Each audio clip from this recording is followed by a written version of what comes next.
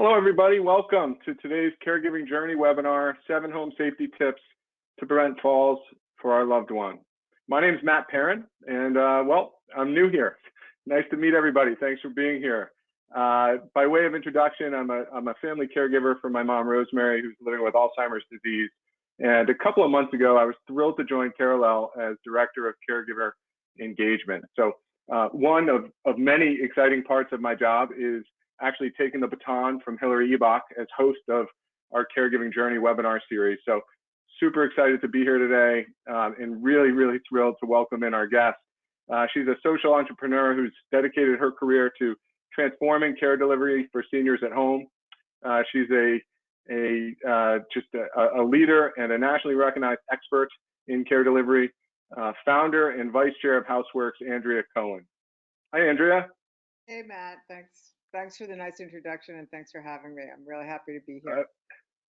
Well, thanks for being here. We appreciate it. It's going to be a jam-packed 30 minutes, so I want to get right to it. So in case anyone in the audience is joining one of these webinars for the first time, a quick bit of context on who Carallel is. And we are a team of current and former family caregivers on a mission to empower other family caregivers. And we do it in a couple of ways, with one-to-one support through a service called My Care Advocate, which is on-demand access for Carallel members to our team of care advocates via phone, email, chat. They're ready to roll up their sleeves and help you through whatever caregiver challenge you have on your plate in a given day, week, month, etc. This is a team of professionally trained and credentialed folks. They are or have been family caregivers, and they're ready to help. We complement that one-to-one support with our proprietary digital solution called My Care Desk, which, I'm still new here, so this isn't official marketing speak, but I see My Care Desk as a caregiver myself as sort of part caregiving Wikipedia, part caregiving Cliff Notes, and part caregiving Swiss Army knife. So whether someone's looking for help organizing their caregiving life, keeping friends and family up to date, asking for help, finding the right care, My Care Desk has you covered. And the best part is, if you're on this call today, chances are either through your Medicare Advantage plan or your employer, you have access to Carallel. So now that that's out of the way, Andrea, let's get to the topic du jour, shall we? So home safety and fall prevention. And to get us started, want to hear from the audience. So I'm going to launch a poll in just a second. But a little housekeeping: if you have questions, please do drop them in the chat. We'll do our best to get to all of them. Any that we're not able to get to, I will follow up directly after the session to make sure we get you the answers that you're looking for. So I'm going to go ahead and launch the first poll, which is how much time do you spend thinking about your loved one falling? Not at all, occasionally, it's only a matter of time and I'm petrified, or other. It helps if I'd launched the poll. Sorry about that, Andrea. And all. So we're seeing some votes come in here. A lot of occasionally, Andrea. It's only a matter of time. Wow, I love it when something plays out as I expect it might, because I was thinking we'd see a heavy concentration on occasionally, and it's only a matter of time, and that's what's bearing out here. So I'm going to close out the poll now. So getting started, on this topic, home safety and fall prevention. Our focus today, Andrea, is really on it's on the practical first and foremost, right? And across a couple of dimensions. Number one, sort of assessing how can we assess our risk, but also tips to then reduce that risk, of course. So, and I got to tell you, I'm 7 years into my journey as a caregiver, a little more than 7. I guess who's counting, but 7 years in, and fall prevention is one of those things that it's a topic that's been sort of emblazoned in my brain. But I was, in preparation for this session, I was pretty shocked to see some of the numbers from the CDC in terms of the prevalence, right, of falls. 36 million, just over 36 million falls are reported each year in the U.S. among older adults. That's resulting in over 3 million emergency department visits. 1 in 5 falls resulting in quote unquote serious injury, anything ranging from a broken bone to traumatic brain injury. So I guess first question for you, Andrea, is how can people assess the risk in their home of a fall? Yeah, well, I think, sort of, and we're going to get into some of the tips, but I think it's really important to understand what causes falls, what kinds of things. And, I think everybody knows it, but even things like balance, hydration, clutter, so understanding what the risk factors are with just causing the falls, and then thinking about who the person is as a person. I mean, what's really important is to make sure that, we used to do it that when you walk into the house, we used to follow people around and see how their day was done. Because even if you take out every possible risk that we're going to go through with you today, so you understand the practicalities of it, it's still really important to understand, how the person who you're concerned about does their day. Do they get into the car, and do they walk upstairs, and do they go to the kitchen? What does the bathroom look like? So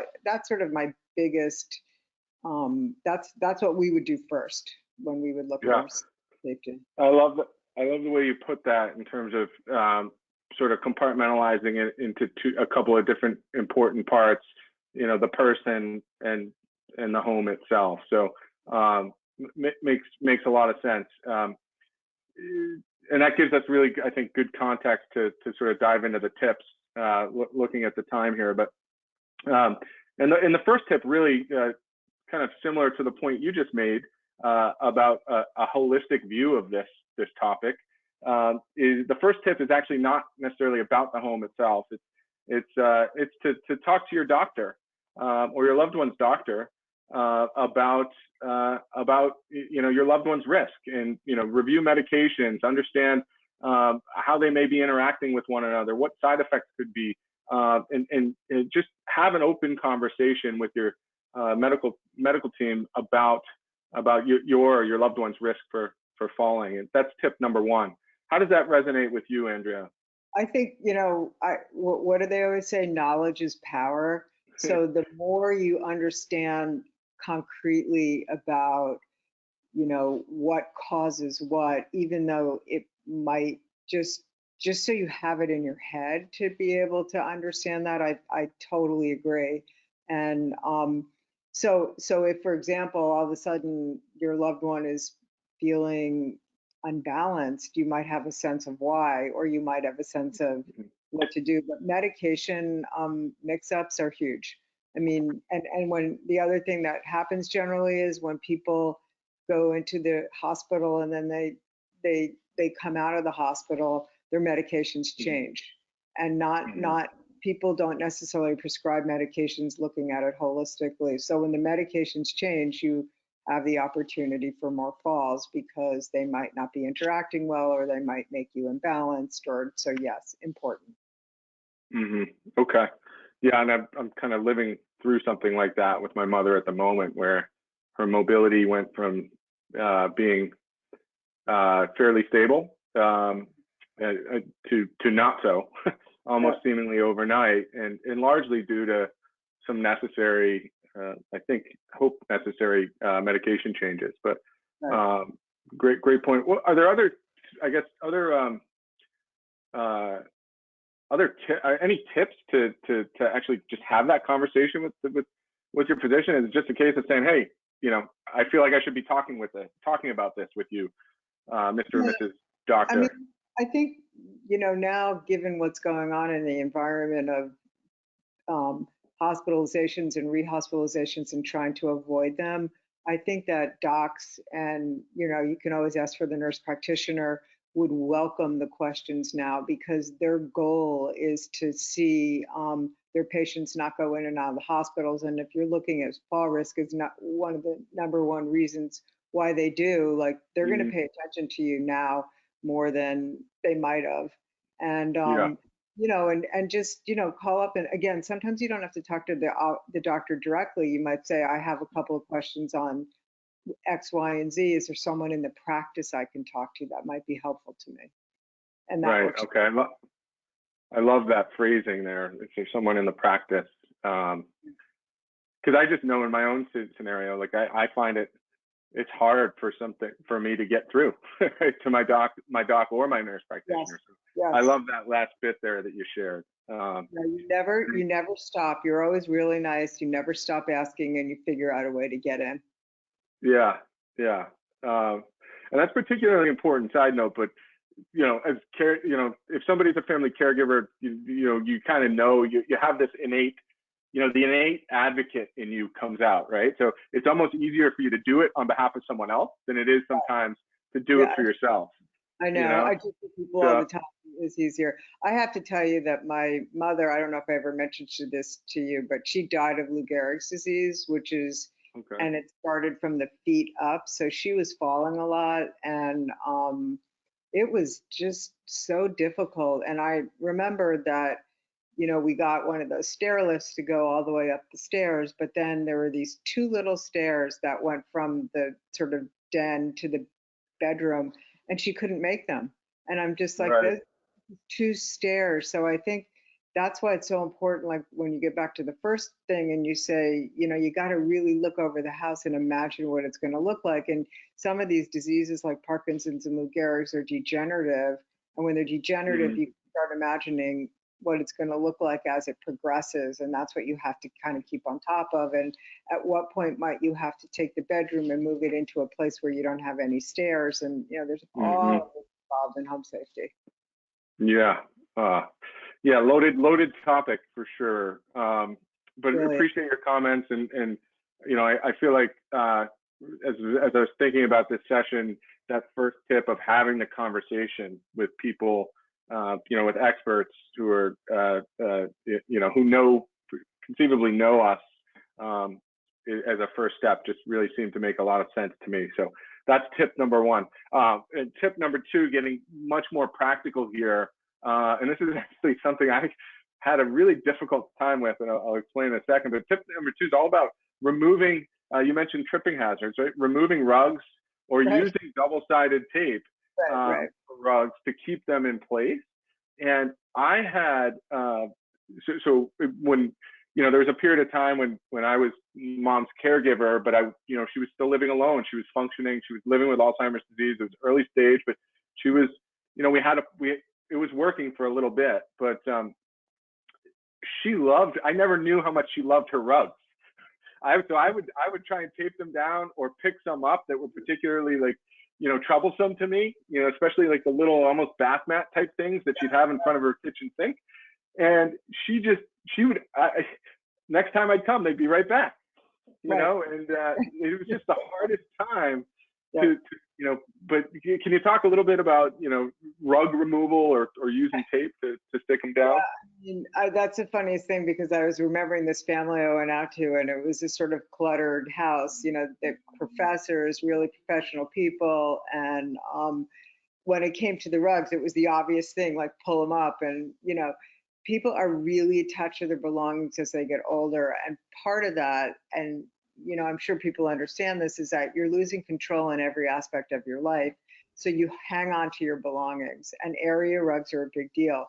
So rather than grabbing it away, you might want to suggest the double tape, the double-edged tape, the double-sided tape first. And then the next time you come over, why don't you say, you know what, Mom, it's going to be a real lot easier if you just take the whole thing away, but don't do it all at once. And be sensitive to the factor, have the conversation. I mean, I think it's really important to have the conversation with the doctor, but it's as important to say, do this for me, Mom. This is really important. I just don't want you to have to fall again. Like, have the conversation with the person that you're talking to. And I made that mistake myself too. I was so gung-ho to get stuff done. I didn't think about how it felt for that person. And it's really important with all of this stuff. Yeah, I mean, I just total bullseye with that comment. As you're talking, I'm thinking back to I did the opposite, in those stages. I was gung ho trying to get stuff done, move on to the next thing. And even though it was coming from a place of love, Yeah. but still, I didn't enroll mom in the process. Correct. To your point. So, love that.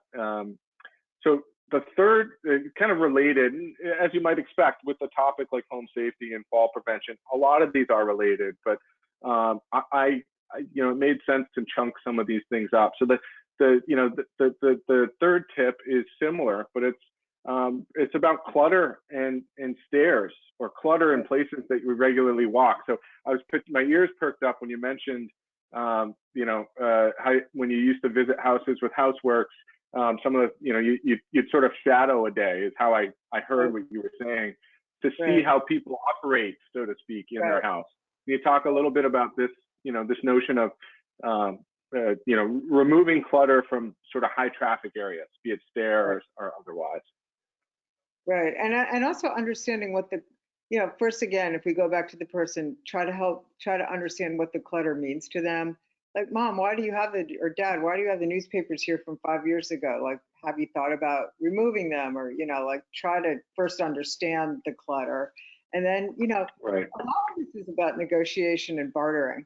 Hey, listen, let's do this and let's leave this. Like, even with a rug, let's take your favorite rug and leave it there, but with double-sided tape and take the other one out. So with clutter, it's the same thing. And, sometimes I think people, I visited homes where people have lived there their whole lives. It's just they don't even notice it anymore. Yeah. So please figure out what clutters, the clutter in the specific pathways that might be hiding lighting, or the clutter that, just figure out which places need to be decluttered first. And, they also, you can hire organizers. Sometimes to get a third party in there that doesn't have any vested interest and sits into every story. Like we've decluttered houses where the people that are decluttering listen to every story about the object before they throw it away. So because you're so attached to it, that let people talk it through, and it works. Yeah. Yeah. I love that. And I guess so I guess 2 points on that. Number one is, that's also something that friends/family could help with. Not quite as objective, admittedly, but for people who maybe don't necessarily have the discretionary income to pay for an outside sort of vendor to help with this. That's a great thing. Because we had a webinar last week, and one of the topics was, asking for help. And, I was talking about how I'm 7+ years into my journey. I still find it difficult sometimes, partly because for lots of reasons, but one of which is I can't figure out things to ask for help for. There aren't enough things, but that's one thing I could let go of, right? And have somebody help with that decluttering. On the services, how can you give sort of order of magnitude, what is the cost associated with having somebody come in to help decluttering, roughly? And it probably depends based on where you are in the country. I think the first thing I would think of is if it's simply just coming in and boom, boom, boom, let's get this out, let's do that out. That might be less costly. That's almost like a TaskRabbit kind of thing, where you just have someone to work with you. You might need someone, I mean, I've worked with people that really need someone that sort of understands the psychosocial that goes along with it. So someone who has more judgment, and really literally has to sit, which is why I think it's good to have a family member do it, or you can instruct the person to do it. It really ranges, from $30 an hour to $150 an hour, just on the level of sort of what's needed. If it's just throwing stuff out, that's way easier than sort of sorting through and helping. And there's a lot of people that, when people make the move from home to senior housing, they help them sort things out with a plan, with a space plan, and try to make that. Awesome. Very helpful. So one related sort of one question from the audience related to this tip around decluttering. The audience member says, I worry most about middle of the night bathroom visits. Any safety suggestion? Yeah, one of the most important things in the bathroom is lighting. The lighting to get to the bathroom is the most important thing. So, and I was just reading over my notes before I started, and and I think I was saying to Matt before I got here, I'm moving my daughter to a place in DC, and I want to get one of those night lights that, when you walk, it flashes on. So some sort of it's not that hard. You can find it at any hardware store, but the lighting to the bathroom is really important, and how the bathroom is set up, and making sure that they understand, and making sure that you've got the grab bar in the right place, and the toilet seat is high enough, and that a light will go on in the bathroom when they get there. That's it. And then, obviously making sure that there's nothing. I would really try to remove the area rugs, because in the middle of the night, people, that's, put an area rug in the living room. Maybe when they're awake, that would be your negotiation. But anything to go from the bedroom to the bathroom when someone's half awake should be removed. Yeah. I love the tip on lighting. So hopefully the audience member that answered or asked that question, hopefully that helps. Andrea's comments help there, and if there are follow-ups, please drop them into the chat box. And I just wanted to mention one other quick thing. When someone comes home from the hospital and they really are weaker and their baseline can go up, getting a commode by the side of the bed people don't like that, but if you negotiated a week of that's not, so it's easier for them to just do that. It's hard, and I get that, but I think sometimes it's really worth it, so that you just really prevent it. And you can say to somebody, perhaps could you use a commode versus us having to get someone in here to be with you all night. There's always like that. Let's try to avoid that, but we'll do that if you agree to getting a commode. Yeah. I love the way you're, through all of these comments, Andrea, you're sort of framing really nicely. I feel like this whole notion of trade-offs and negotiation, and so thank you for that. And I want to your point on commodes. When so I was also caregiver for my father-in-law until last October. He was living with us in our home with Lewy body dementia, but the original transition to commode for him was really, really difficult. He didn't want to do it, and the negotiation helped us tremendously. Is the one point I wanted to mention, and the second is once the transition happened, it wasn't easy, but it smoothed out, right? So and like so many other things in this journey, I guess. But I'm just noticing the time here, and we're time flies when we're having fun. So tip number 4, this one I loved, and it's keeping items that you use often in the kitchen in a cabinet that's easily reachable. And I never thought of this one, and I didn't do it for my mom. So any comments on this one, Andrea?